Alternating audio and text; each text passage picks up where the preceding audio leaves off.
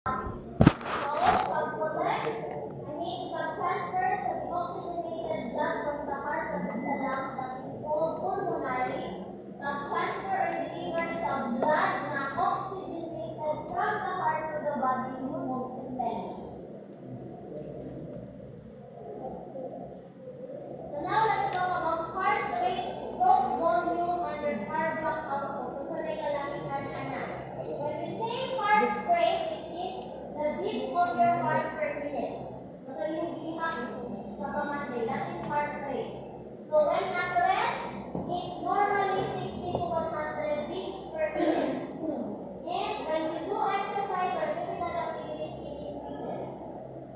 So ngayon na stroke volume, it is the pump of the blood per beat.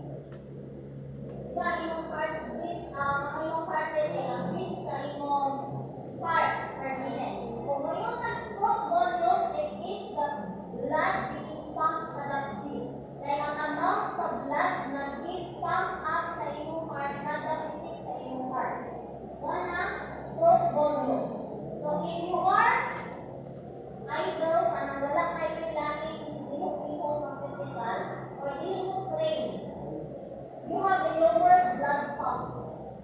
At ang heart na daw, titik sa iyong heart, gamay na ang blood na i-pump.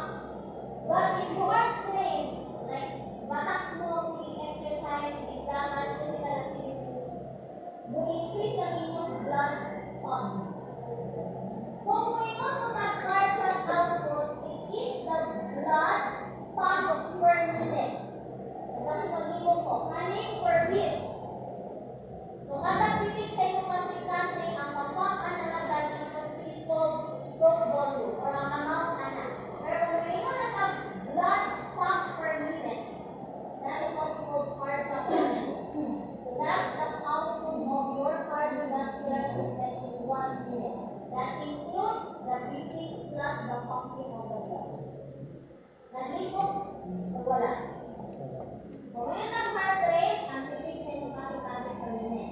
Kung ngayon ang stroke volume is ang amount sa blood na ipump kada beat.